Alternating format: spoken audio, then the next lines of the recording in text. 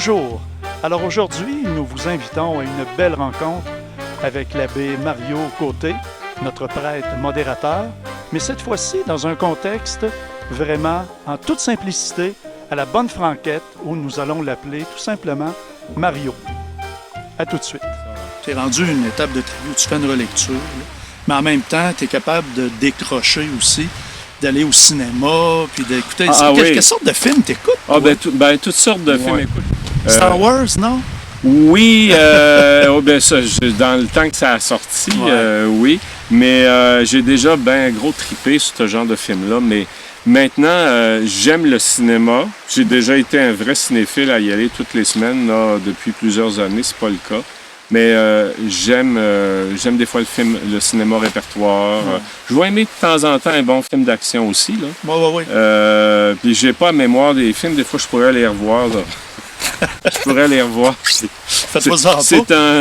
un beau passe-temps, mais je retiens pas. Là, mais oui, j'aime le cinéma. Puis la musique, c'est pareil. Toi, oui, la musique. Je peux pas dire que j'écoute beaucoup de musique, mais j'écoute toutes sortes de genres de musique. Ah oui? Entre autres, répertoire francophone québécois, ça, peut-être parce que je joue de la guitare. J'ai toujours aimé ça. De la musique, du rock de temps en temps, même de l'heavy metal. Ah oui? Oui. Je suis pas un fan, là, mais je vais aimer toutes sortes de genres de... Des fois, c'est décapant. Là. Oui. Puis le blues, moi, j'aime bien. Oui. C'est le fun, là. Oui, mais je peux pas dire que je suis un mélomane c'est ça. Qui écoute régulièrement de la musique. J'aime beaucoup le silence. Comme par exemple, quand je suis ici... Il n'y avait pas un groupe qui s'appelait Silence. Mais j'ai besoin de silence. Ouais. C'est pas une souffrance pour moi, le silence. Alors, la musique, mais il ne faut pas que ça m'envahisse. Non, c'est ça. Tu aimes voyager aussi, là. Oui, j'aime voyager. Puis j'ai eu la chance, à travers mon parcours de vie, de voyager via la formation. Par exemple, quand je suis arrivé au Grand Séminaire, on m'a offert une année de formation avant de devenir formateur.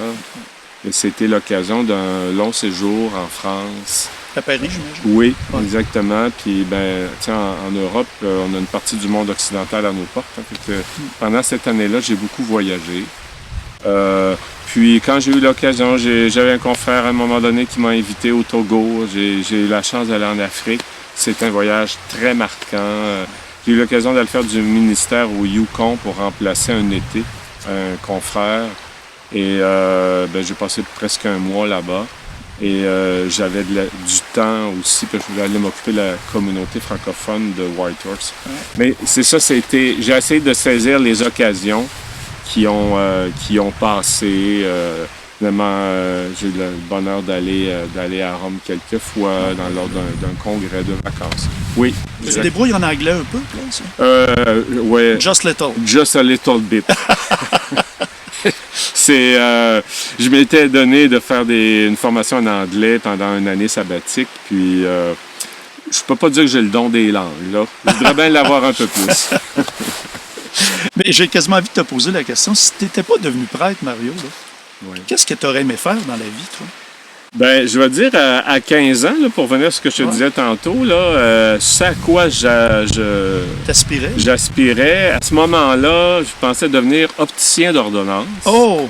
Puis je pensais me marier, avoir des enfants. Je vois ce que tu veux dire. C'était ça mon plan de match. Oui, c'est ça. À partir... en tenant compte d'un plan de match qu'on peut avoir à 15 ans, puis ensuite, honnêtement, ça l'a évolué.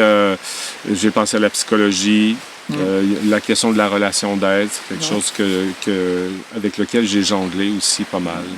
Alors, ça aurait probablement joué là-dedans. Aider les autres, finalement. Oui, effectivement. C'est ça, je vois, La sensibilité à la recherche de sens. Puis la recherche d'un bien-être, d'un bonheur, ça a toujours été quelque chose, toutes sortes de raisons dans mon parcours. Et pour moi, la foi, c'est un véritable chemin de communion, mais pour autant que ça soit bien incarné aussi. Oui,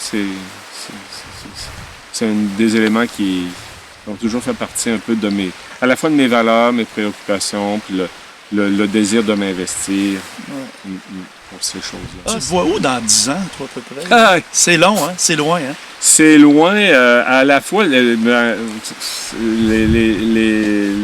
plus on vieillit, plus ça passe vite. Là. C'est presque un cliché de dire ça, mais c'est vrai que ça va tellement vite. Il y a une accélération, hein? Il y a une accélération. C'est vrai.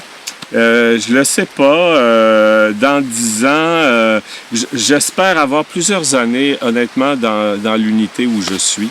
Ouais. Je suis déjà dans ma 6e ou 7e année. Je pense qu'il faut durer dans une mission, surtout avec nos grands ensembles. Je me fais pas d'illusions. Je pense pas que dans 10 ans... mais je me vois encore dans le ministère, en tout cas. Dans 10 ans, ça me met quand même à 69 ans. Ah! Puis je vois pas beaucoup prendre la retraite avant 75 ans. Voilà, là, Oui, l'âge canonique. Là. Oui, l'âge canonique. Mais c'est sûr, notre mission change beaucoup, évolue beaucoup. Malgré toutes les difficultés des fois qu'on traverse, j'ai encore beaucoup de bonheur au ministère que j'ai. J'aime les gens, j'aime le monde. Puis j'aime être en relation. J'aime être en relation, puis tu sais, mais j'ai vraiment la conviction profonde là, tu sais, que le trésor de l'Évangile là, qu'on porte dans des vases un peu fragiles, là, comme on est, que ça a tellement encore sa place dans la vie du monde.